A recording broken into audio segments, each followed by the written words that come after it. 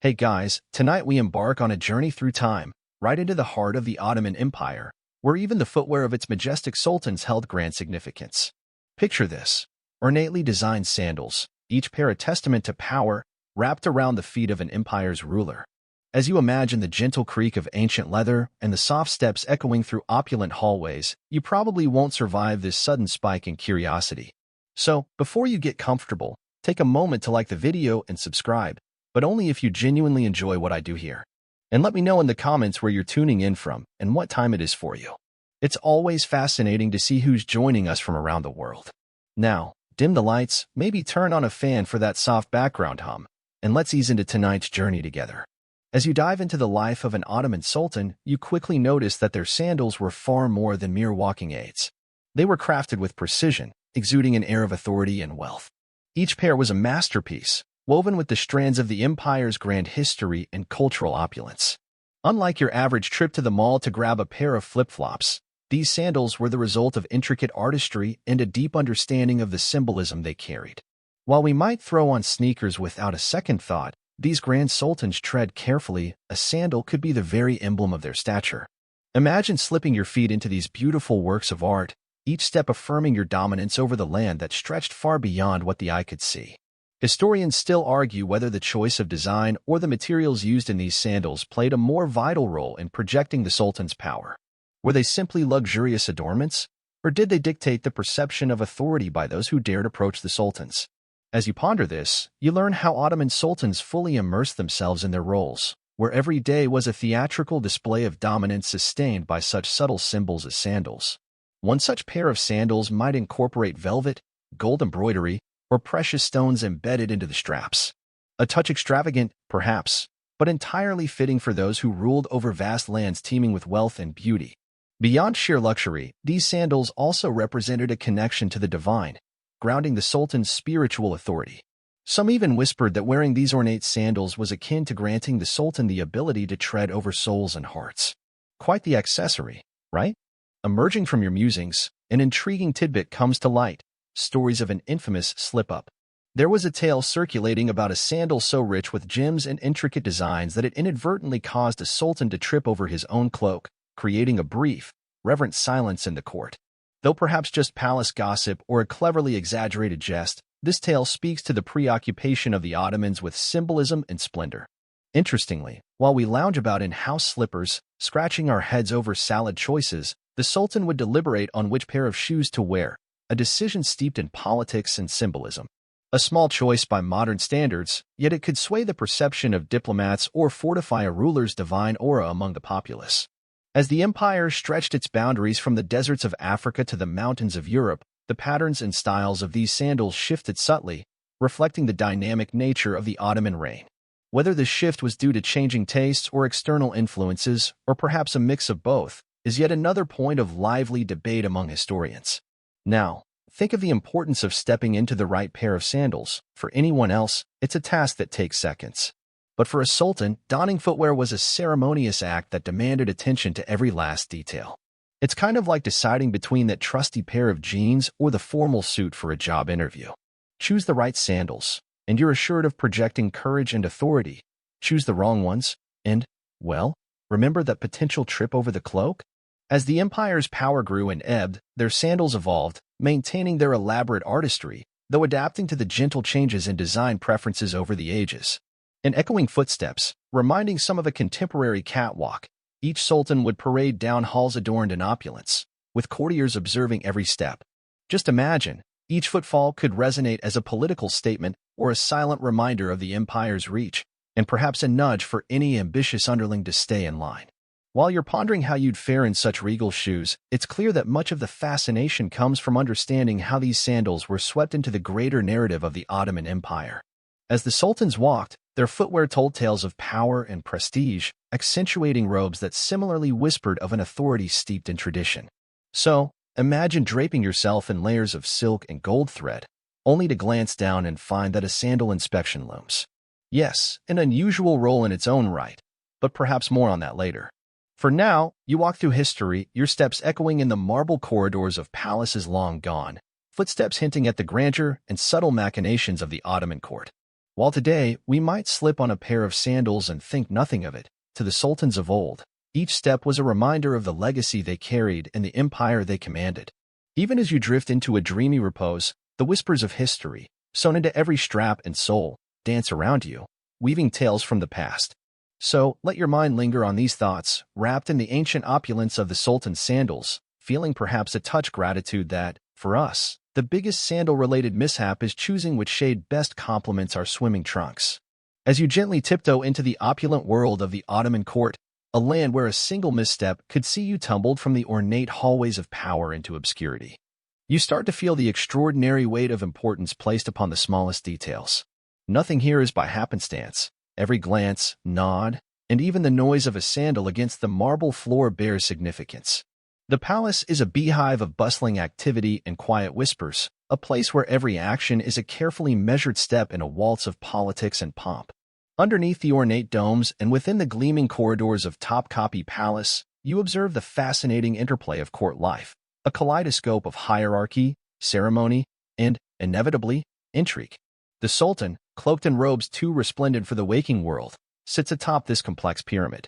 It's as if he were the CEO of an empire with a penchant for flamboyant Project Runway-esque challenges, and everyone else? Well, they are the contestants scrambling to not be voted off the silk-draped island. Being part of the court is like existing within an elaborate game of musical chairs, where each space is weighted with ritual and rank. You may find yourself side-eyeing the viziers, those grand ministers with fingers more in pies than Julia Child. Or perhaps your gaze is caught by the eunuchs, trusted sentinels of the inner sanctums, the harem, who navigate the tightrope between camaraderie and caution, ensuring that no ghastly dash of arsenic finds its way into the Sultan's morning fig jam.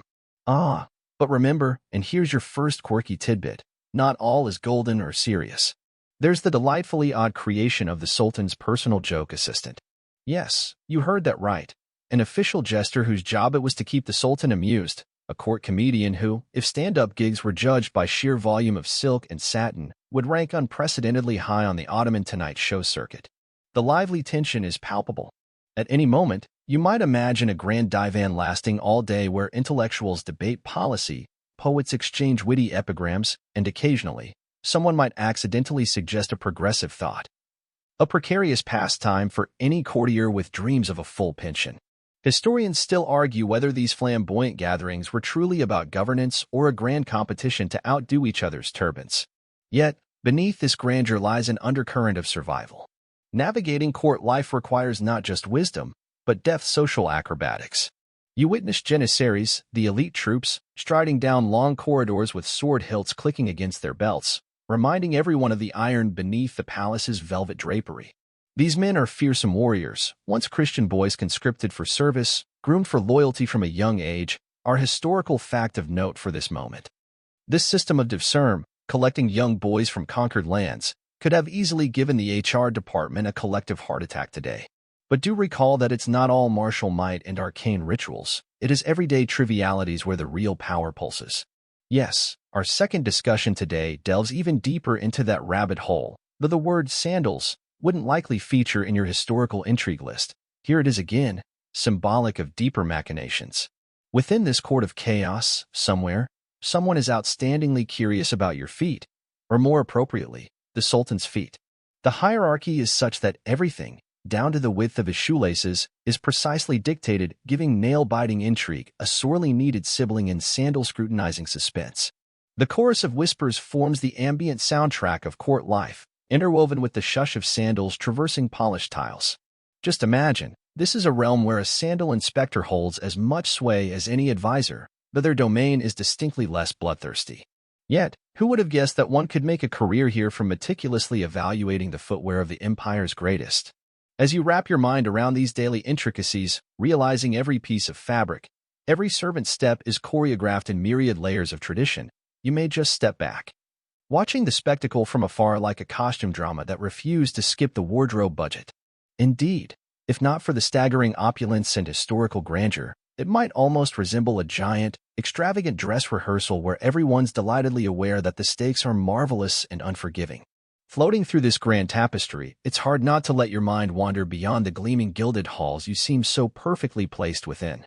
And although we'll save further detail on those vivid sandal journeys for another chapter, For now, drift back into the hum of political maneuverings till you stand, enchanted, amidst the heart of Ottoman court life, where a carefully curated tradition rules over whimsy and where every sandal squeak is a note in the symphony of sovereignty. History seldom tiptoes this elegantly, does it? Imagine you're waking up in the resplendent Topkapi Palace, with the first rays of the sun gently coaxing you from your slumber. As a sultan, your day begins not with the clattering of alarm clocks, but with the soothing melodies of nature blending with distant court musicians. Your bed, more accurately, a luxurious sleeping arrangement fit for an empire's ruler, is adorned with ornate fabrics and perhaps the occasional peacock feather, just because opulence demands nothing less. Your mornings start with a ritual washing, accompanied by an assortment of aromatic oils and soaps. It's as if every detail is designed not only to condition your skin, but to remind you of the empire at your fingertips. Some scrub with gold-infused soap. You, however, might opt for crocodile dung sunscreen, which historians still argue whether it was purely practicality or an early warning sunscreen. Led by attendants, you dress in opulent robes, each embroidered with symbols of virtue and power. But in this elaborate morning routine, something as seemingly mundane as sandals has its place of honor. These are not your average flip-flops. They're crafted with the precision of a chess master planning 10 moves ahead. As you're seated, you sense the anticipation in the air, the attendants waiting for the nod to begin the official sandal donning, a ritual that hints subtly at imperial dominance. Now thus attired, you proceed into the world with the aura befitting the guardian of an empire. But first, before the business of governance, there would be a meeting. No, not a cabinet meeting, but rather an audience with another crucial figure in maintaining your regal image, the keeper of the royal coffee. Coffee in the Ottoman Empire is not just a drink, it's an art form, a polity, and the first caffeinated step towards your day's endeavors. And dare we assume you like it with a side of silk-cushioned intrigue? With coffee in hand, the day's activities unfold like a carefully choreographed ballet. Perhaps today includes overseeing the business of state or meeting diplomats eager to curry favor. Meanwhile, bustling at court, dozens of officials ensure each facet of your ornate life runs without a hitch, employing a hierarchy more intricate than a hand-woven Turkish carpet. And lingering around these officials are the day's whispers, on-the-fly assessments from the drip feed of intel from your ever-watchful attendants who are adept at information osmosis. One particularly noteworthy liaison of this network carries tales of the latest palace gossip and fashion murmurations, a kind of archaic email bulletin. But of course, it's the politics and power plays they discuss that really hold your interest. Next on your agenda could be a council with your grand viziers, whose responsibilities range from the banal to the magnificent. Here, leadership requires balancing ambition against loyalty, tapestry against fiber strand. Perhaps a meeting with the wise vizier, the only one you'd trust to recount the latest statistics on taxation or recommend which architect to commission for a new dazzling mosque. The Abyssinian eunuchs, those loyal and remarkable keepers of palace secrets, follow 2 paces behind. Their role in the court is as complex as the palace's sprawling quarters, keepers, confidants, and silent guardians of day-to-day operations. They are akin to the very lifeblood of the palace halls, ensuring messages are whispered to the right ears and those sandals are weatherproofed against opportunistic wear and tear. Factions competing for your favor might conspire to envelop you in their schemes, a subtle reminder that intrigue within the palace walls is as much part of your morning as the bread and honey. To insulate yourself from unsavory entanglements, there are game boards waiting for your strategic prowess, the ancient games requiring cunning that showcases prowess without drawing a blade. It's cheaper than a diplomatic crisis and can be ended with tea. Then there are the public ceremonies, where standing among silver and turquoise hues, your appearance serves as a testament to your rule. As monarch, it's not merely a duty, it's a dance. One where your steps, or when orchestrated flawlessly, like the gentle tapping of sandals on marble, signal stability and grace unburdened by the minutiae of an empire's burdens. As the sun reclines towards the horizon, the tapestry of your day mirrors the vivid colors cast across the palace tiles. Before retiring to the harem where personal connections and intrigue take stage, or what some may call family time, there might be time spent in reflection, perhaps overlooking the Bosphorus with a thought half-dreamed, half-remembered. Historians debate whether these late evenings of solitude were moments of profound introspection or contemplative pauses filled with the self-satisfaction of a ruler who's effectively kept turbulence at bay. They muse too on whether that inner circle at court, a veritable ecosystem, was an innovation or an inevitability of managing a complex realm. Day's end approaches, softly transitioning from dusky twilight into the balmy embrace of a palace asleep. Slipping off sandals that have journeyed through marble corridors and silenced courtyards, you prepare to return to that sumptuously enticing bed. And so, as the celestial dome of your private chamber is dappled with moonlight, you tuck away thoughts of the empire, the clever stratagems, the artistic rose-tinted portraits crafted in speech, the alliances spun like cobwebs. To dust off your eyelids for another day. The mysteries and magnificence of your livelihood, now serene whispers, accompany you into dreams where the echoes of sandal-clad footsteps traverse through the annals of time. In the lavish world of Ottoman Sultans, each element of their attire was more than just clothing. It was a statement, a piece of imperial propaganda worn on their very bodies. And sandals, often overlooked as mere footwear, were in fact a significant part of this elaborate tapestry.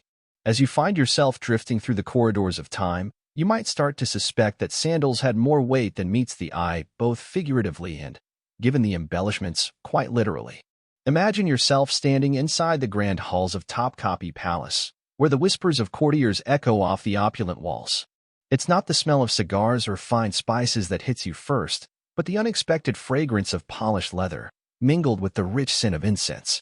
The sandals of the Sultan symbolize a complex web of meanings, status, wealth, and a touch of divinity, a bit like trying to decipher the fine print of a luxury car warranty.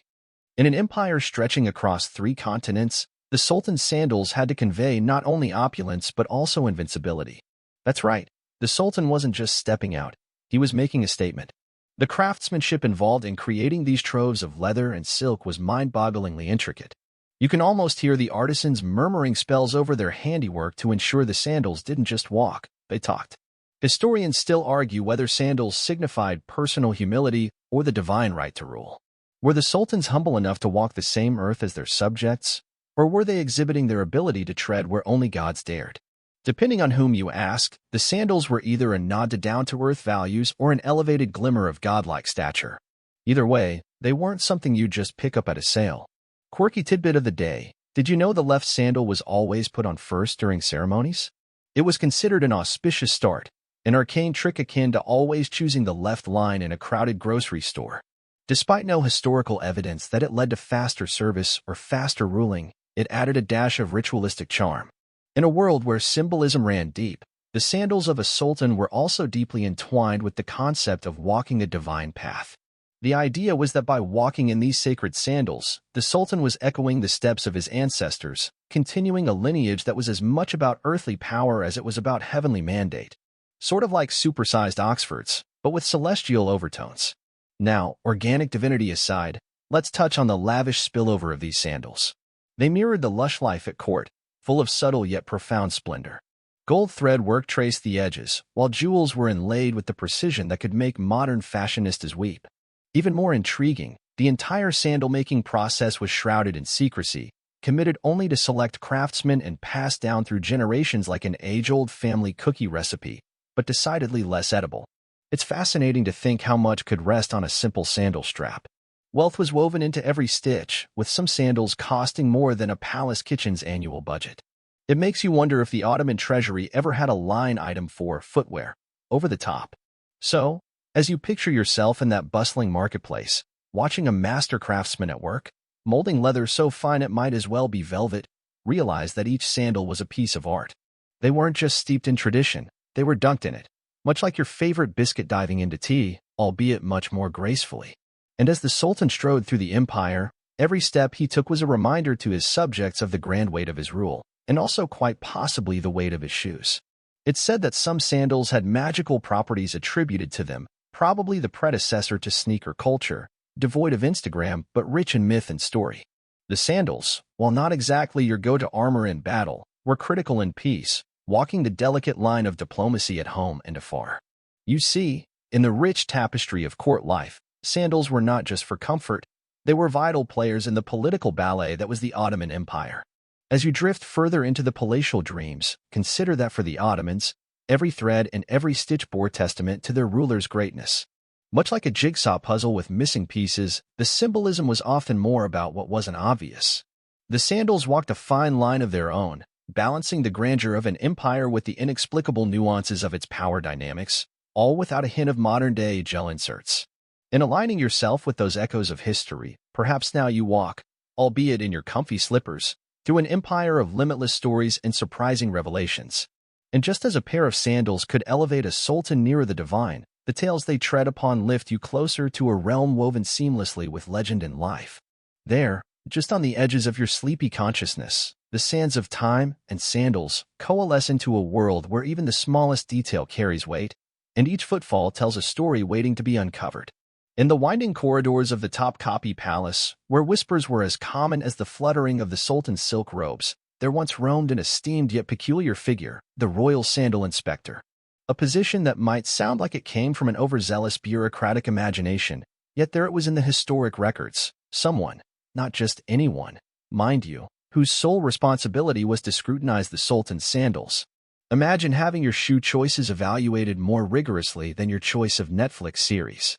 Now, why, you wonder, did the Sultan need his sandals inspected with such fervor? Are we talking about a sandal obsession that rivaled Imelda Marcos's shoe collection? Not quite. It's important to grasp the significance of appearances in the Ottoman Empire, where even the faintest glimmer of imperfection could spark courtly gossip or worse, political intrigue. After all, if you can't trust your shoes to behave, how can you trust the people around you? Every morning, under the faint song of birds heralding the break of dawn over the Bosporus, this inspector would embark on their sacred duty. Entering the serene chambers reserved for storing the Sultan's footwear, they ensured each sandal gleamed with the radiance befitting an empire. Here, artisans had meticulously designed these sandals, not just to fit well, but to convey the weight of the world on which the Sultan's power treaded. Imagine a parade of jewels and gold thread, each piece contributing to a narrative of stability and grace. It's almost as if the sandals themselves could whisper tales of empire-building and sea-splitting victories, if only you'd listen closely enough. Historians, however, still argue whether this inspection was more ceremonial than practical. Some suggest it functioned as a status symbol itself, something to add to the grandeur of court life, a bit like having a personal avocado taste tester. Who needs one? Yet wouldn't it be nice? The prospect that lies somewhere in the exuberance of showing off power through detail, much like a Victorian household parading a 7-foot-tall topiary shaped like Napoleon. Others speculate it might have been an effort to avert bad luck or evoke divine favor, depending on which historian had drunk their Turkish coffee first that morning. But back to the shoes. The sandal inspector didn't simply glance over the footwear like someone browsing through sales at a shoe store. Oh no, this was a grander affair requiring patience and a keen eye for detail, like spotting a cat hair on a velvet couch. They would examine the soles with the precision of a modern forensic analyst, inspecting for unacceptable signs of wear that might suggest negligence and thus unworthiness to the Sultan. Was the insole plush enough to remind the feet they were walking on clouds of power? Was the arch perfectly contoured to symbolically support the weight of the empire? Interestingly, a lesser-known quirk about this role was the aspirational ambition of the inspectors to make the sandals so perfect that anyone glimpsing even a mere sliver of leather would be beguiled into a state of sartorial reverence. Ensuring those edges wouldn't curl prematurely or stitching wouldn't unravel, well, these were concerns that ran parallel to the empire's own need for stability. Because when the sandals walked smoothly, so did the intricate machinery of the Ottoman rule. The sandal gossip certainly didn't end there. Within the colorful tapestries of the palace corridors, where each passerby was likely betting on when the next coup might ruin the decor, lay discussions that bordered on the absurd. There are tales, as fanciful as they are captivating, of inspectors whispering doubts about whether the sandals' colors might affect the Sultan's mood or court decisions. Seen through the lens of a modern perspective, it might feel akin to speculating which tie your boss might wear during negotiations. A sky blue day could mean prosperity, a darker shade, subtlety and caution. Yet for all the hushed tones and curious glances, there was an undeniable simplicity to the task, too. It was soothing, like sorting through socks without holes, keeping a rhythmic cadence with each pair. In a world of power dynamics and constant motion, it provided stability. As the trusted keepers of the Sultan's grace, these inspectors were part of a living metaphor, ensuring Ottoman magnificence persisted right down to every last step. Oddly enough, the role of sandal inspector offers an unusual parallel to the court jesters of medieval Europe.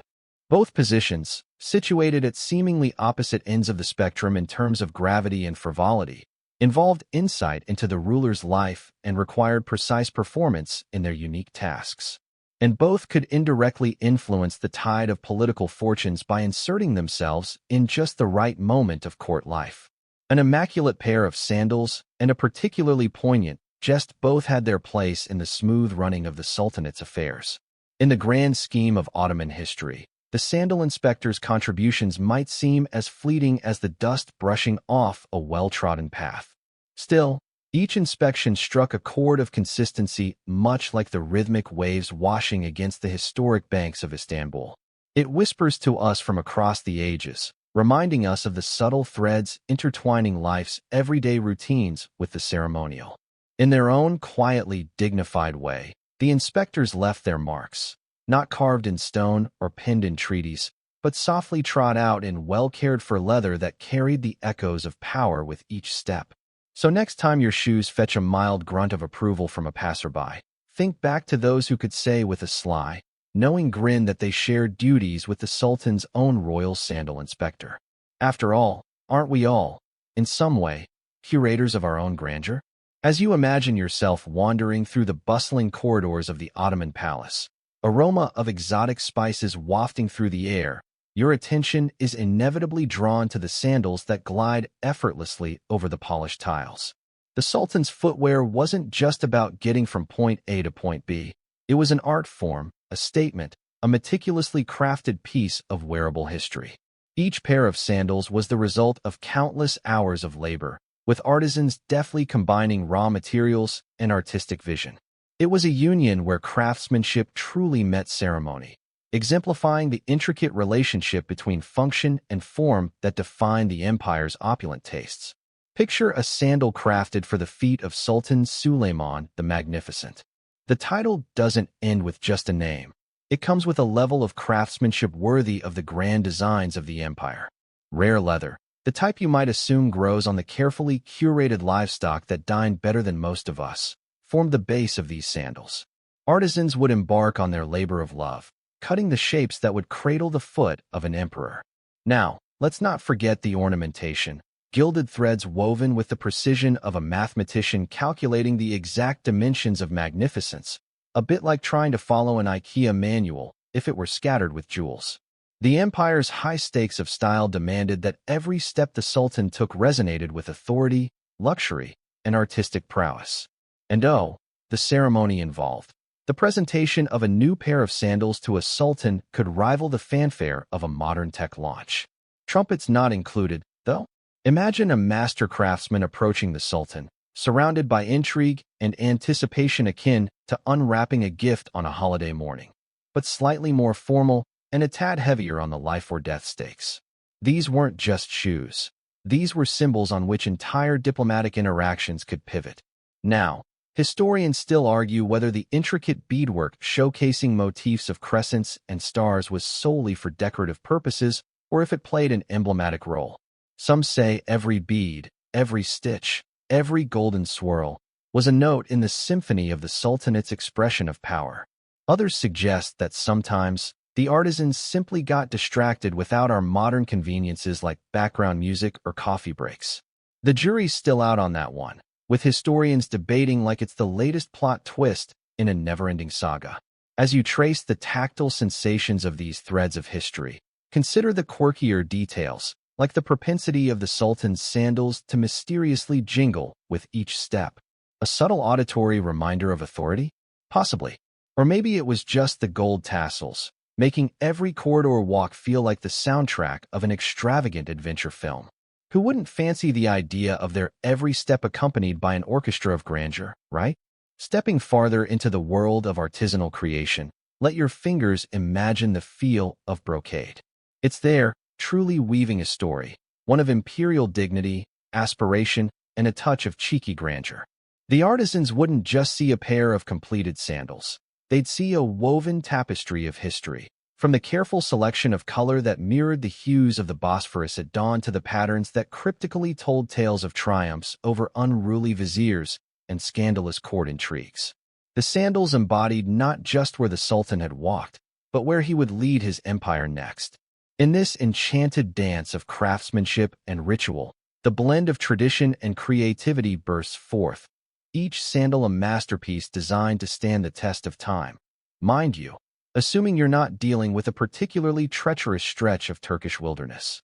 These sandals have an indelible footprint in the annals of history as testaments to a world that understood the power of a good story, even if it starts from the ground up. And then there's the curious debate among scholars, frequently whispered in hushed tones across the hallowed halls of academia. Were these sandals ever resold? The mere idea provokes eyebrow-raising skepticism among some, who argue that a sultan's sandal would never face such pedestrian indignities. Meanwhile, others maintain that even the most majestic of souls must eventually be refreshed. For now, the mystery remains, adding yet another stitch to the fabric of historical enigma that is the Ottoman sandal. By embracing the minuscule and the magnificent in a single piece of footwear, the sandals reflect an empire's dedication to the grand gesture. Craftsmanship didn't just meet ceremony, it danced an intricate tango with it, both partners fully aware of the power they carried. It was a shared embrace that occupied not just the present, but promised an echo through ages. Much like finding your favorite pair of sneakers, only to realize they've been a fashion-forward staple longer than a few 21st century fads. So, the next time you trod through your own routine, remember these grand sandals and their once-celebrated steps. They trod paths of opulence and authority, spun tales within palace walls, and were crafted by hands who recognized the profound magic of a single, artful stitch. And as you dream tonight, perhaps you'll hear the distant, faithful echo of sandals gracing corridors of grandeur, inviting you to step into the story. As you find yourself gliding into the opulent world of the Ottoman Empire, imagine the weight, not of the crown on the Sultan's head, but of the sandals at his feet. It might surprise you how much symbolism those simple shoes carried. What, at first glance, might seem like just a humble pair of leather contraptions actually spoke volumes about imperial power. Consider every thread, every carefully placed jewel, to be a whisper of authority across the vast Ottoman realm. You wouldn't be wrong to imagine that those sandals could swagger with as much importance as any crown. Historians still argue whether it was the grandeur of the Ottoman Sultan's attire or his reputation that commanded more respect, but we do know the Sultan's wardrobe was a carefully curated exhibit of imperial might. The color purple, for instance, was rich because it shouted power, not the way a neon sign does on a city street, but more like a dignified declaration echoing down silken corridors. And those sandals? They weren't just footwear. They were a statement, a visual declaration that even the earth trembled beneath such princely feet. The art of sandal wearing, yes, it was an art, was as much about sending a message as it was about comfort. Those pointed tips and embroidered sides spoke no less eloquently than the most notorious poets of the age. Imagine the conversations at court, the clatter of advisors discussing matters of state. You can be sure someone had something to say about the Sultan's footwear. Now, consider this. You're a foreign dignitary, waiting anxiously within the opulent halls of Topkapi Palace, when a slight rustle causes every head to turn. It's the Sultan, his regal form gliding smoothly over mosaic floors. As he approaches, the very pattern of the tiles seems to celebrate the litheness of his royal step. Each sandal step is a soft drumbeat echoing through the halls, a reminder that you are in the presence of imperial authority. Those sandals told stories that words never could, an expensive pair intended to dazzle even the shrewdest diplomat, wrapping their minds in tales of Ottoman dominion. But here's a quirky tidbit that's too good to miss. The very sound of the Sultan's footsteps was refined. Hearing them too early, sometimes servants were known to scurry like espresso-buzzed squirrels into action, their ears closest to the ground, an occupational hazard of court life. Yet, despite their silent elegance, the symbolism of sandals wasn't just restricted to the Sultan himself. From intricate leatherwork to gold-threaded embroidery, those shoes were a team effort. The artisans who crafted these masterpieces worked just as tirelessly as the scribes documenting treaties.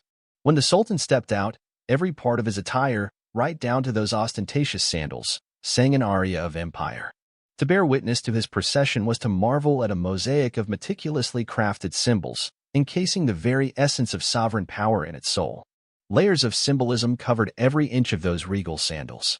An item so seemingly mundane was woven into the fabric of political life, foreshadowing decisions of state just by the click of their heels.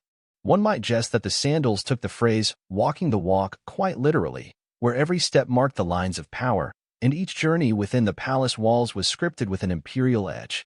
Though today you might see sandals as something simple, a quick slip-on for the beach or the backyard, in the opulent setting of the Ottoman court, they held a place of deep reverence.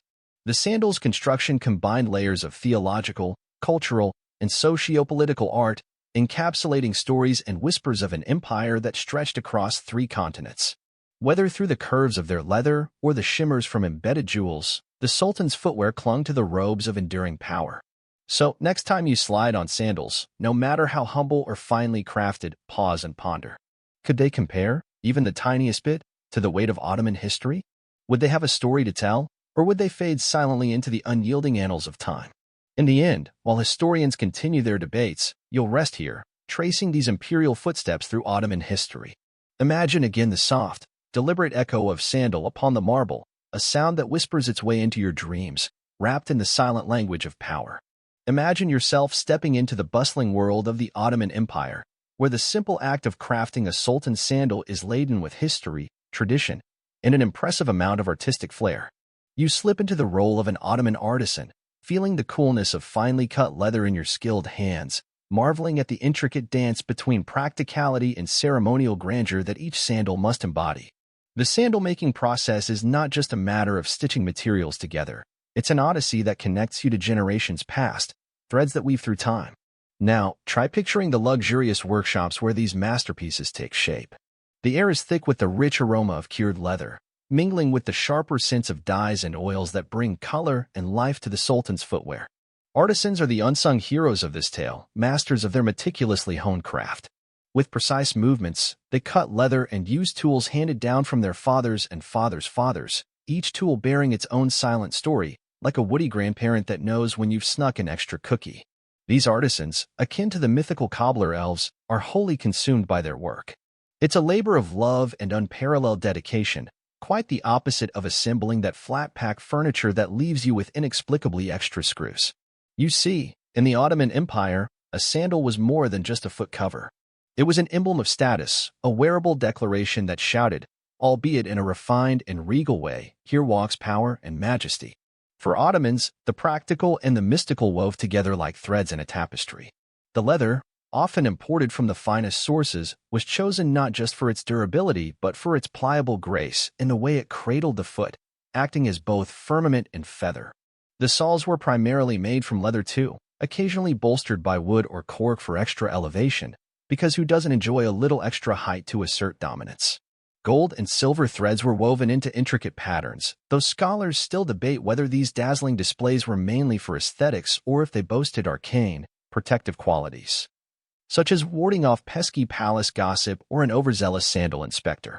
Embroidery included symbolic motifs, like the eternally popular tulip, a shape so stylized it could ward off the evil eye or just look like a very fancy salad on your foot. Some used reds and purples to reflect royalty, while others employed blues as a nod to divine protection. These choices weren't made lightly. Each stitch was akin to a decision in a game of chess, considering the potential ripple effect across time, space, and the Sultan's court. Imagine the hierarchy of artists and craftsmen, the master overseeing apprentices who nervously try to mimic his practiced hand, all contributing to sandals fit for an empire. They engage in this delicate ballet of creation, stitching by candlelight, each flame a tiny reminder of the divine inspiration claimed to guide their hands. One historical tidbit, it was said that an apprentice might spend a decade just learning to make the perfect sandal sole before even touching upper designs. Talk about commitment. Then there's an unexpected hero, an honorary sideline spectator of sorts, in this cobbling conundrum, the inspector of sandals. This individual plays a crucial part in upholding the empire's proud aesthetic standards. If they approve your craftsmanship, it's akin to winning a golden ticket, minus the chocolate factory and the fiendish Oompa. But before the sandals ever reach the Sultan's esteemed feet, they go through an arduous journey. Walk a little further into history and see the tools of ancient origin, bone awl and stone polishers, earned through battle scars of time. Yes, our ancestors favored their Stone Age conveniences long after the snazzy Iron Age tools were on the scene. Craftsmen sometimes debated the merits of one tool over another, akin to contemporary debates among chefs over whether sous vide cooking or a traditional roast makes the better chicken. Historians still argue whether sandal style shifted due to practicality, religious symbolism, or simply the Sultan's desire to outshine his predecessors. Beyond the technical marvels, there's an emotional layering here. It's whispered, peppered within the grains of history, that these sandals sometimes carried cryptic messages, sewn with love or malice, blessing or bane. Much like those mysterious notes you keep finding in your fortune cookies, do those even mean anything? Though meandering rumors and gossip form an enticing part of the Ottoman narrative tapestry, sandal designers were the ones truly shaping the legacy. And then, as you close your eyes, envision Turkish bazaars, vibrant as a jeweled carpet unfurling before you. Listen to the lively haggling, feel the cobblestone roads beneath, where skilled hands crafted each step as if in homage to the intricate pathways their ancestors once tread. Each stitch, each pattern, breathed back to life with every completed sandal, was a testament to the survival and adaptation of art in an empire that constantly evolved yet remained nostalgically tethered to its origins. Much like your favorite pair of well-worn sneakers, these sandals endured, fighting against destruction by time, fashion whims, or the odd corgi nibbling at the heels. As you drift into the languid embrace of a story woven into leather and thread, let your own sandals guide you through this historical maze, marveling at the resilience and ingenuity on each step of this Ottoman expedition. From cobbler's bench to sultan's feet. Imagine yourself at the heart of the Ottoman Empire, where fashion is as critical as politics, maybe even more so if you're an artisan tasked with designing the sultan's sandals. Staring at a blank sketch pad, you're faced with the daunting yet glamorous responsibility of ensuring that the sultan's feet are swathed in luxury, innovation, and symbolism. Not quite like designing your own pair of everyday sneakers, is it? These sandals were not merely footwear. They were wearable proclamations, intricately crafted by skilled designers whose identities often remained shrouded in intrigue and professional secrecy. So, who were these elusive sandal designers? These artisans were the multitude of crafters, talented souls, perched at the zenith of their craft in an empire famous for its opulence. Tasked with creating sandals fit for an empire, these designers needed to balance the precarious line between tradition and innovation. They weren't just making sandals for a stroll through the palace corridors, but crafting the very essence of imperial power.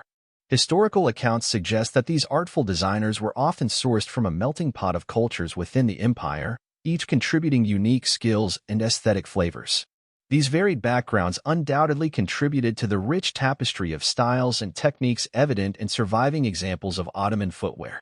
You might be surprised to learn that crafting a sultan's sandals could be as competitive as any modern-day Paris fashion show. Designers vied for favor with designs that flirted with boundaries while respecting the deep-seated traditions of Ottoman society. Among these traditions was the symbolic use of certain materials, the finest leather and silks, often adorned with embellishments like gold threads, jewels, and embossed patterns. It's almost as if each detail was whispering, "Look here, I'm not just an accessory, I'm a narrative of power." The elite designers needed to be inventors and storytellers, threading narratives of prosperity and authority, stitch by golden stitch. Occasionally, legends weave themselves into these stitches, like a cheeky thread of silver mingling with gold. An especially quirky tidbit passed down through tales is the rumor of a sandal that ingeniously incorporated the pattern of a map into its sole. This map was allegedly designed during a family heirloom commission, said to be an elaborate tribute to the empire's vast domains. Though its existence remains debated, it makes you wonder, did this designer draw their inspiration from sheer patriotism? Or was it the Ottoman version of modern GPS? After all, missing your way around an opulent palace could be more embarrassing than misplacing your smartphone today. Historians still argue whether sandal designers had additional roles in the court or if they solely dedicated their lives to the artistic pursuit of embellishing the halls of empire.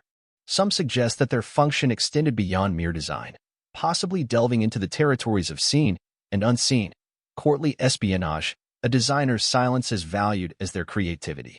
Picture a sandal maker moonlighting as a secret informant, carefully stitching not just fabric but the essence of palace gossip into their work. This blurring of roles wasn't uncommon in a time where mastering dual crafts or serving multiple courtly functions was often the norm. The designer's work wasn't entirely shrouded in mystique and secrecy, though. There were visible layers to their duties, ones that lent themselves well to boasting, well, at least humbly. Imagine visiting a designer's workshop, the air infused with the aroma of leather conditioners and resins. The craftsmanship was awe-inspiring, where tradition met bold ideas in a riot of textures and colors. Here you could witness the flowing transition from conceptual sketches to tangible opulence. The ability to craft such footwear wasn't merely a skill but a celebrated art form, with designers occasionally displaying their work to boast the empire's grandeur. Yet, amid these fantasies of grandeur and intrigue, one undeniable fact remains: sandal designers were instrumental in defining a crucial aspect of the Sultan's image. Their works were strategic, woven into the power structures of the Ottoman court, in which fashion did more than clothe, it communicated. This means that every line drawn, every beat sewn, held weighty implications. It's a little comforting, isn't it? Knowing that even in today's debates over what to wear, we're not alone. Ottoman designers grappled with the same stakes, albeit with a little more gold leaf involved. Remember the crocodile dung sunscreen of ancient Egypt? Well, thankfully for the Ottomans, sandal making never dipped into such aromatic territories, albeit those working in the leather section might have raised their eyebrows at pungent historical parallels.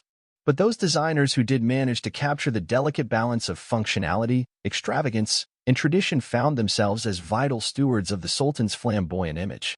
In this precarious dance of stitchery and politics, the stylish artisans kept their needles poised, ready to pierce the next rebel design or traditional echo within the empire's ever-evolving court attire. And that, dear listeners, was no easy feat, pun entirely intended. As you dawdle back into the haze of sleep, with images of an empire's sandals tiptoeing through your thoughts, picture yourself not just as a casual observer but as a participant in that historic atelier, a fascinating prelude to the dreams yet to unfold. Ottoman sandals, like the empire itself, possessed a dynamic adaptability that carried them through centuries. You step back in time, imagining these footwear pieces as both ancient relics and ever-evolving fashion statements. The journey of Ottoman sandals is as much about transformation as it is about tradition. Influences from across the globe crept in, each one leaving a subtle mark on these symbols of sovereignty and style. So, kick off your modern shoes, unless, of course, you are wearing your own splendid pair of historical sandals, and let's tread through time to follow the path of this evolution. The earliest pairs were grounded in practicality. Made from locally sourced materials by artisans who probably had no inkling of their future global influence, these sandals bore the mark of their surroundings. Yet, even in simplicity, each step taken by the Sultan in these humble creations resonated with power and elegance. As with all things, changes began to creep in, like that one uncle who insists on updating his wardrobe every decade, regardless of fashion consensus. Ottoman sandals started to reflect a growing empire, widening in decorative scope as they embraced external influences. Historians still argue whether this transformation took root more because of trade relationships or the Sultan's personal penchant for flair and exoticism. Imagine the vivid bazaar scenes, traders bustling under colorful awnings, with fabrics flowing like streams of silk from China or dripping with the dazzling gems of India. These markets were a melting pot, a veritable feast for the senses, and sandals. Oh yes, those too were swept up by this rush of novelties. Craftsmanship adapted as artisans incorporated what were, back then, cutting-edge techniques. You might say sandals were the original global sneaker, a cross-continental mishmash yielding unique designs. As you flip through the pages of time, you'll find sandal styles adjusting to the whims and demands of various sultans, mirroring broader aesthetic evolutions within the court. Some rulers preferred opulence to understated elegance. Others sought comfort over ostentation. Either way, functionality never took a back seat. Much like those obsessed sneakerheads today who insist their limited edition kicks are both stylish and comfortable for city strolls, never mind their pristine condition suggests they don't touch pavement much. Tradition intertwined with changing tastes, ensuring that every ban on outsiders' adornments was met with a subtle nod to contemporary influences. Gold and silver threads mocked the metallic luster seen in the north, while intricate beadwork flirted with Eastern craftsmanship. Each design tweaked the narrative of what constituted the quintessential Ottoman sandal, reflecting both internal shifts and external pressures. Imagine the sultans themselves, striding through the grand halls of Topkapi Palace, each step a testimony to both historical weight and fashionable flair. Anatomic considerations didn't go unnoticed either, with leather being expertly molded to fit the regal foot comfortably. It's a bit like customizing a luxury car, sure. The paint job looks fantastic, but your main concern is the interior leather soft enough for lounging. Ottoman retention and adaptation of design flourish unfurl like an open secret. Craftsmanship took notes and badges from visiting dignitaries, war captives, or even speculative trade spies. Yet a singular, Baroque mixture always remained the trusted alchemy of their own lineage. After all, innovation didn't always mean reinventing the wheel. Sometimes, it just took a new twist on buckling sandal straps. It's fascinating to witness the ebb and flow of these changes, with some fashion statements sticking around for generations and others slip-sliding away after merely a season or two. Quite like current fashion weeks where the outlandish quickly drifts into a mist of forgetfulness. Ottoman artisans aimed for timelessness, though not every sandal made the cut. The quest for enduring elegance amidst a backdrop of novelty shaped the Ottoman sandal as something of an elusive ideal, a constant, updated to current taste yet grounded in tradition. These transformations weren't just about pizzazz. Footwear that pleased the sultans often found its way into broader Ottoman society, cascading down the tiers of court life. Yet, beneath the splendor, debate persisted. Did sandals evolve with the empire's expansion, a nod to its cosmopolitan tapestry, or did they serve as deliberate symbols opposing undue foreign influence? Historians still contend whether the glow-in-the-dark threads of empire, that juxtaposition of the known worldly and home soil, was an embrace or a quiet, rebellious footprint etched into the sands of time. The continuous evolution of Ottoman sandals ultimately told a multifaceted story of the empire itself. Whether through direct imitation or subtle homage, the changes mirrored both an embrace of the new and a celebration of the old. It reminds us that, much like that favorite pair of shoes which defies the passing of fads, some styles endure because they echo something deeper, a resonance of history continuously walking into the present, one step at a time. As you tiptoe into the corridors of the Ottoman palace, a world wrapped in whispers and secrets beckons, a romantic tapestry where every sandal's squeak on the marble floor seemed to carry tales across the harem's intricate lattice work. Imagine, if you will, being a fly, or, perhaps more fittingly, a decorative beetle on the gilded walls, as subtle glances and coded courtesies were exchanged in the dimly lit halls. Some would say the palace itself was alive, its lifeblood coursing through these whispers, knitting dreams from rumors and reality alike. Amidst such a stage, where intrigue and splendor coalesced, the role of the royal sandal inspector stood out like a flamboyant figment of organizational theater. This seemingly inconspicuous role was as pivotal as it was peculiar. Surely choosing sandals must be a simple task? Alas, far from it. Their inspections were secretive yet, ironically, most audible of affairs. Every silken thread, every bejeweled clasp was scrutinized with a precision that even modern fashionistas might envy and perhaps dread. This meticulousness maintained the sultan's carefully oiled image, ensuring his every footstep sent just the right kind of metaphorical tremors through the palace floors. Historians still argue whether the sandal inspector wielded real power or was merely a pawn within the sultan's intricate hierarchy. After all, floats of power were elusive and capricious within these lavish corridors. Perhaps the inspector's role was akin to Instagram influencers of today, the upholders of impression over essence, crafting a world where perception reigned supreme. And yet, if whispers could be believed, some inspectors occasionally found themselves on treacherous terrains. Were those pristine sandals quiet messengers, whispering of distant discontent? Murmurs suggest such inspections could serve as catalysts for whispered rebellions gathered under starlit eaves. For imagine the delight in discovering, during a sandal audit, subtle signs of dissatisfaction. A throne room gossip about faltering silk trade, unearthed in the almost imperceptible frayed edge of a sultan's soul, perhaps. Or else, a cryptic nod towards aspirant shifts in palace politics buried in sandal motifs freshly out of favor. Indeed, there was more to these whispering networks that met the eye. Delving deeper into this beguiling corner of history, an unusual tidbit unveils itself that even among the sultan's concubines, whispers suggest sandal color was code. It delicately signaled which favorites might find favor in the coming nights, a fact that adds a whole other layer of complexity to these royal inspections. Just picture a devoted sandal inspector, scrutinizing each curve and sheen for more than just craftsmanship, literal and metaphorical implications hidden in the arch of a foot or the gleam of a clasp. Yes, quite the elaborate affair. You might memorize it for your next trivia night. The question remains, though, how did such information diffuse through the palace like warm honey? Ambassadors, servants, young pages darting through the halls with arms full of forgotten errands, they played the role of both listener and narrator, confident yet careful in their exchanges. Remember, just a few too many murmured truths, and one might find themselves traipsing elsewhere, a sandal laid in exile to the darker recesses of the empire. The real art lay in the balance of words spoken and words left unsaid. Perhaps, it might be argued that the Ottoman palace was the prototype of subtle information management systems, long before HR departments wrestled with similar challenges.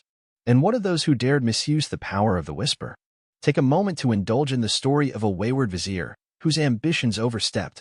But for now, trust that tales such as these often ended with sandals pointing irreversibly towards distant deserts. Yes, like overconfident middle managers of today, these individuals frequently underestimated the cunning embedded in the palace's whispers. The rebellious sandal inspector, astute to every creak and click in the grand hallway, frequently found themselves at the very center of these selective truths. As our luxurious daydream draws to a close, you're left with the lingering echo of footfalls, the subtle ones that carried whispers across the centuries and laid low conspiracies grand and trivial. The Sultan's palace, once filled with the rustle of silk and the gleam of golden sandals, slowly receded back into the mist of history. A place where intrepid sandal inspectors, diplomatic concubines, and ambitious viziers played out their roles, leaving impressions as soft and indelible as the finest shoemaking craft of them all. In your mind's eye, you too may find inspiration in the stories behind those inspections, picturing yourself poised on the very edge of history's whispers, listening intently for that secret of secrets. And as you drift into your dreams, remember, the most resounding truths come softly, often as softly as a sandal on an Ottoman floor. The history of Ottoman sandals is like a perfectly aged tale of opulence meets practicality with the finesse of masterful storytelling. The story, like sandals themselves, effortlessly strides beyond borders, making quite the fashionable impression. Picture this. You find yourself in a vibrant bazaar, bustling with noises and the aroma of exotic spices, where Ottoman sandals weave their way not just through the empire but beyond its gilded edges, touching lands far and wide. It's all very Marco Polo meets Milan Fashion Week. As you wander through the alleyways of history, you'll notice that the Ottomans had a flair for exporting more than just their delightfully intricate tiles and never-ending supply of baklava. Ottoman sandals made their grand entrance into foreign wardrobes with the same charisma that a sultan would bestow upon a diplomatic mission. Historians still argue whether these sandals simply caught the eye of European nobility through sheer elegance or if they were thoughtfully gifted as presents during high-profile visits, the kind of thoughtful gifting that says, "Here's a piece of my empire, and yes, it does come in your size." The sandals themselves were crafted from the finest materials, soft leathers, rich silks, and sometimes even embellished with jewels or golden thread. It's as if they were designed specifically to send the message, not only do we have the best style credentials, but our feet are also more comfortable than yours. Let's face it, when you're given the chance to show off the potential of your metropolis through mile-long processions and sumptuous attire, you might as well walk the walk with literal bling on your feet. For those weary of today's fast fashion, you'll be delighted to learn that these sandals were the result of painstakingly deliberate craftsmanship. Imagine, if you will, the resonance of skilled artisans adapting traditional techniques while introducing the occasional whisper of avant-garde design. The fusion was as calculated as a sultan's chess game, where each piece played its part in a grander tapestry, capturing the foreign intrigue like bees to honey or sultans to sandal inspections. Remember that crocodile dung sunscreen? From Egypt? No worries here. The Ottomans preferred the lavish touch of gold and silk when it came to sandals. Now, as far as fashion fads, you could say their influence stretched far. The Ottomans walked their way into the annals of style by sparking probative glances across courts of Europe, India, and beyond, each step a heady mix of fashion diplomacy and cultural fusion. And don't underestimate the power of those very sandals. Foreign dignitaries and merchants often left the Ottoman lands with more than just trade goods. Picture them clumsily navigating cobblestone streets with leather goods, silk kaftans, and you guessed it, a pair of eye-catching sandals. Even Shakespeare's Ophelia, one might jest, could have found herself reciting a soliloquy on those Turkish slippers upon yon foot. For fashion critics of the time, Ottoman sandals were akin to the high-end sneakers causing a buzz today, a new trend to scrutinize and occasionally covet. Their designs carried whispers of wanderlust, tucked subtly under layers of intricate patterns and delicate artistry. In essence, they were an ode to the empire's broader cultural conversation with the world, a conversation that spoke of handcrafted luxury and an overarching narrative that seductively melded East and West. But these weren't your average cross-cultural negotiations. They came with an element of mystique wrapped in a cloak of leather refinement. The empire's influence stretched like beautifully tanned leather toward the horizon, engaging in sartorial dialogues with the lands it touched.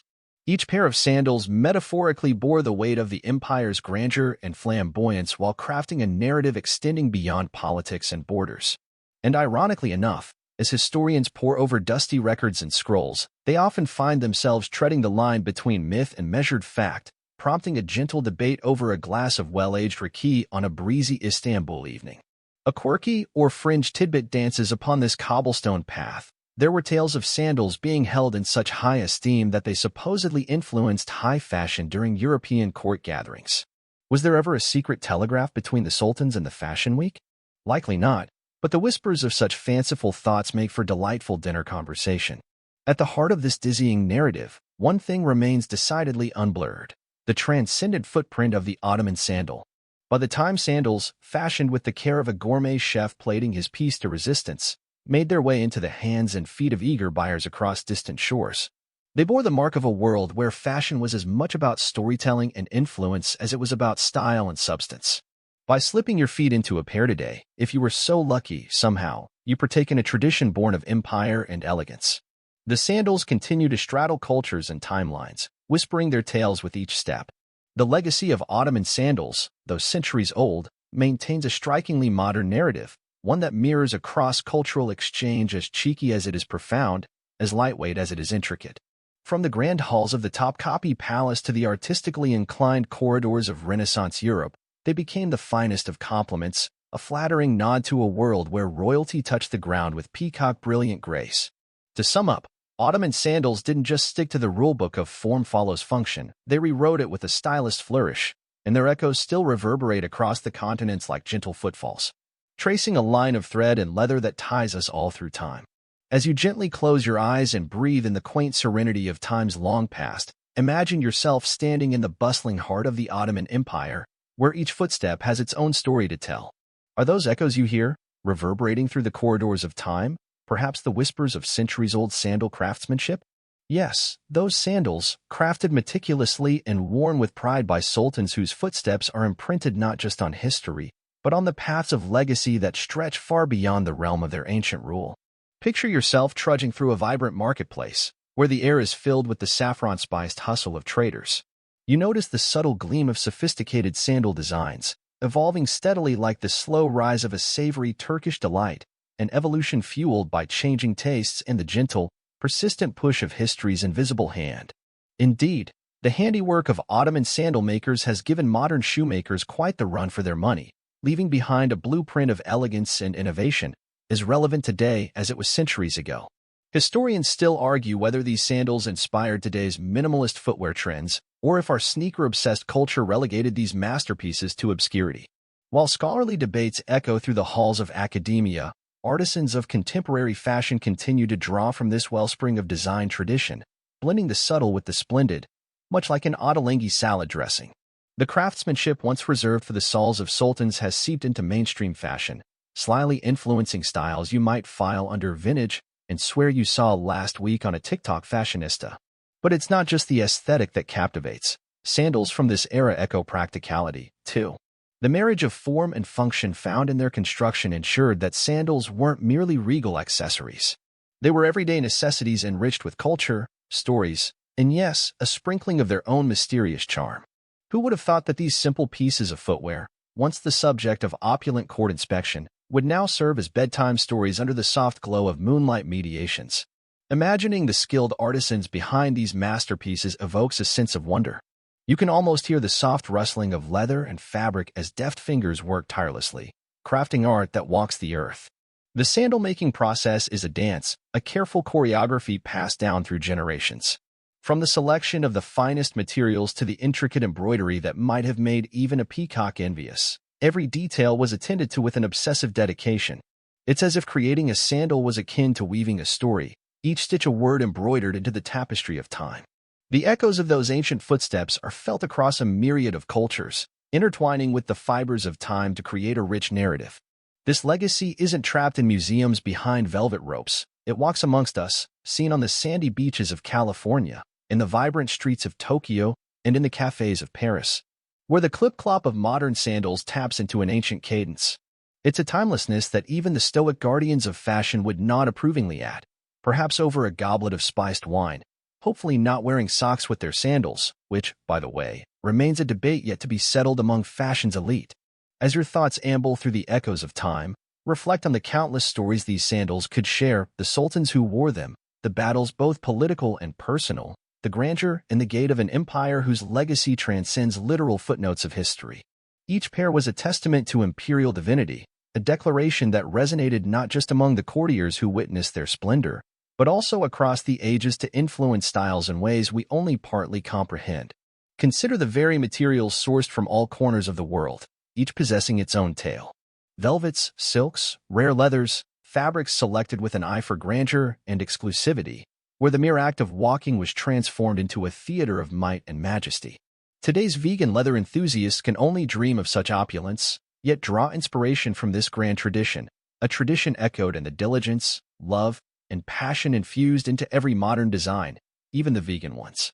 So, as you nestle into the comfort of your cozy nook, think of the vast empire, once sprawling and resplendent, whose influence walks through time on the very soles of their sultan sandals. From tints where skilled artisans quietly embroidered history, to your very own living room where these stories gently lull you towards the realm of dreams, this is how footsteps of the past resonate through the present. And as you drift off, remember that you, too, are part of this unfolding tapestry, walking through time in your own story-defined steps, each echo gently nudging the future forward. In the quiet halls of history, each delicate footstep whispers tales that echo through time, like soft murmurs bouncing off the walls of an ancient palace. Imagine Ottoman sandals, each one a masterpiece, quietly weaving the tapestry of an empire that once sprawled like a drowsy cat across 3 continents. With each step, the sandals bear witness to centuries of stories, transforming an ordinary pair of shoes into a time-traveling artifact. The Ottomans, known for their extravagant style, didn't just walk. They sauntered with purpose, making a bold statement with every tread. Picture yourself in a bustling bazaar, where traders barter goods while the scent of exotic spices tickles your nose. This isn't just any marketplace, it's a lively hub where cultures from the East and West converge. The finest leather and the vibrant threads used in these sandals traverse the Silk Roads, carrying with them tales of civilizations that hummed with life long before our bedtime podcasts. It was as if each sultan's sandal whispered ancient secrets to anyone who dared to listen. These sandals, like a good gossip spread across court banquets, chronicled the empire's rise and fall, becoming snapshots of a lineage that saw its share of golden eras and turbulent times. The exquisite embroidery and the meticulous designs reflected the tastes and tales of the sultans who donned them, each thread a chapter in the eternal book of the Ottoman dynasty. And while historians may gracefully bicker over the subtle nuances of these styles, peacock feathers or no peacock feathers, one cannot deny the symbol of prestige woven within each pair. Take, for example, the sandals worn by Suleiman the Magnificent, the sultan whose reign was so vibrant, he probably invented disco, albeit sans mirror ball. These sandals might have passed across marble floors during crucial meetings, whispered through shadowy conspiracies, or stole the spotlight in lavish ceremonies where regal robes fluttered dramatically. Historians still argue whether some of those shimmering threads in Suleiman's sandals contained genuine gold, or whether the story gained more opulence with each retelling. But what of the sandals' less obvious tales, not chronicled in royal decrees but whispered in the court's shadowy corners? Consider the sandal inspector, a role as curious as it is mystical, almost like the court's version of fashion police. Tasked with ensuring each sandal was nothing short of perfection, they could shake up the palace dynamics with mere mutterings of a missed stitch. The sandal inspector made or unmade reputations, much like that one person who declares if hot chocolate is better with marshmallows or without. In every pair of shoes, a new adventure waits to be uncovered. Each sandal within the Ottoman Empire allowed its wearers to traverse not just physical distances but a tapestry of histories, each one laced with stories of conquest, alliance, and betrayal. These sandals silently bore witness to the grand operas of love and war, serving as steadfast companions through it all. Now, laced with intrigue and secrets, the sandals held messages rarely spoken aloud, like the muted sigh of an antique book opened after centuries.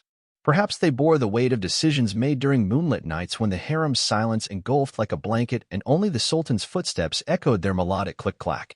Or maybe they told stories of alliances forged, and sometimes broken, beneath starlit skies where the air felt electric with destiny. Indeed, the sandals didn't just walk into foreign lands, they paraded triumphantly, declaring to the world the splendor and sometimes the fallibility of those who wore them. Fashion pundits of their day think of them as the influencers of antiquity, eagerly adapted Ottoman styles, illustrating an empire's reach and the power of a well-timed trend. Even today, designers draw inspiration from those vibrant patterns, crafting pieces that tiptoe through time, marrying old-world elegance with modern chic. These sandals also hold a quirky historical tidbit. Yes, like that time the Ottoman court supposedly used perfume infused with ambergris, the fragrant secretion of a sperm whale. Given the Ottoman penchant for luxury, perhaps they preferred even their sandal soles to smell of exotic resplendence as they stepped into diplomacy's many rooms. In the stillness of these corridors, where tales layer like dust upon ancient shelves, the scholar's mind dances to uncover truths, revealing mysteries as elusive as the breath of wind stirring a silken curtain. They ponder, they debate, and they craft narratives woven with both fact and the delightful embellishments that time bestows upon history's quieter tales. Through this grand narrative, the Ottoman sandals ensure their presence is felt, echoing softly in the annals of history like the gentle footfalls of a forgotten dance. They envelop those who tread after them in a legacy that stretches thin across time's vast expanse, inviting dreamers to follow in their steps. Imagining a woman, perhaps a royal consort or a merchant's daughter, she remains as fascinated by the allure of these ornate sandals as we are. Aware of their silent power to transform ordinary walks through gardens into journeys through the whispers of an empire's bygone days. So, as you cozy into your slumber, envision these magical soles weaving a quiet tapestry of stories. Each story carrying a delicate thread of an empire's silent triumphs, poignant shifts, and the whims of those who paused, if only briefly, in history's ever-turning carousel. While these footsteps carry on through your dreams, might we suggest padding your own steps with a touch of intrigue and poetic fancy tomorrow? Who knows what tales your soles might inspire? The worn paths of history stretch beneath your feet, inviting you to wander through a tranquil realm where time drifts like a gentle breeze. Imagine, if you will, the delicate patter of slippered feet on polished marble, the whispered footfalls of sultans past echoing softly in the quiet halls of your mind. It's a serene reverie, really, as you trace these footsteps through the corridors of time, where each stride could tell a tale if only shoes could talk. And dare we say, if those sandals could talk, they'd probably start with something like, "You wouldn't believe the day I've had." It's mesmerizing, isn't it? The thought that these seemingly simple pieces of footwear were once integral to the grand tapestry of an empire? The Ottoman Sultans, after all, didn't just shuffle about in any old pair. Their sandals were crafted by the finest artisans, tellers of stories without needing to utter a single word. With each step they took, they carried not just themselves, but the weight of an empire's grandeur. Plus, let's face it, the pressure of not tripping over one's robe in front of the court. Historians still argue whether these generous sandals contributed to the Sultan's legendary poise or if stumbles were merely glossed over by overly forgiving scribes. Yet, there's a charm in imagining those grandly shod feet treading softly into the rich dreams of history, brushing by important events with the gentle insistence of a sigh. The soft treads might have held secrets, whispers of palace intrigue that never made it to the grand court proclamations. In the hushed halls of the Ottoman Empire, each sandal left behind an echo, a subtle reminder of its passage, like a fragrance left hanging in the air long after its source has moved on. The sandal's pattering rhythm could lull anyone into a peaceful state, much like the sultans themselves who, if rumors are true, had an impressive collection of slippers soft enough to cradle their feet into restful slumber. And here you are, gently stepping alongside those echoes of history, feeling the quiet allure of ages past wrapping itself softly around your thoughts. You drift through the corridors with them, embracing the solitude, built not from emptiness but from an abundance of stories told and untold, waiting to seep quietly into your dreams. As your journey through this tranquil maze continues, the path beneath your feet warms, as if accommodating your steps, guiding you ever gently forward. Sandals in the Ottoman era were not only crafted for ornate displays of craftsmanship but for comfort during long walks across the polished marble and mosaic tiles that populated the lavish palaces. It's a gentle irony indeed that those layers of gilt didn't weigh the wearer down but instead seemed to effortlessly camouflage the gravitas of imperial responsibility. While most historians have their debates hinging on the more visible historical artifacts, swords, crowns, treaties, the unsung heroes, those whisper-soft sandals, draw you in with a quieter credibility. The fringe around their straps, the delicate stitching, these quiet contributors played their part in history in ways that the clang of armor never could. And you're willing to bet they made for less sweaty feet during intense harem political intrigue. Thinking of these things brings to mind the gentle art of walking in their well-trodden paths, tracing back to a time when each footfall on Turkish soil was cushioned by an intricate understanding of legacy and future. And you'll discover that this gentle recline into history bears with it not the harsh tutelage of textbooks, but the soothing cadence of a story told by a softly crackling fireplace. It's like good pillow talk, isn't it? Leaning over the comforting expanse of history, you find yourself embracing the lullabies of 1001 Nights, each interlaced with the faint rustle of richly embroidered ropes. And now, as you let the evening air draw you into a deeper rest, picture your feet, your fantastically shod feet, joining this parade of sultans, dreamers and kind, as time slips over your eyelids. With every breath, 1,000 echoes gently sway you further away, further into the solitude of a timeless dream. The marble halls fade gently into the back of your mind, and you let go of the waking world, each sandal step into history a sweet memory written in sleep. So, sink slowly into this ever-softening place, where the whispers of stories past gently mold the contours of your dreams. Feel the calming breezes of ages gone by, sweeping softly over you as if inviting you to an endless sanctuary, where each footfall into the past becomes a step deeper into restful dreams. The quiet rustling of those splendid sandals recedes ever so gently as you allow yourself to drift, losing the confines of time and place in the quiet lilt of history murmuring its lullabies. Listen closely, as silence softly calls, folding around you like the plushest of blankets, calming every corner of your mind. Rest easy now, let the echoes of footfalls guide you into serene dreams, where history cradles you softly, safely. Whispered tales trickle into the quietude, a soothing current that carries you gently forward into the sweet embrace of silence where every step into the past becomes a dream into the future. Snug as you now can imagine the sultans might have been, close your eyes and journey into peace, leaving history to hum softly on its gentle way. Sleep comes easily here, in this place where dreams are woven into the seams of time, as light as footsteps from long ago. Close now, softly, gently, let history sing you to sleep.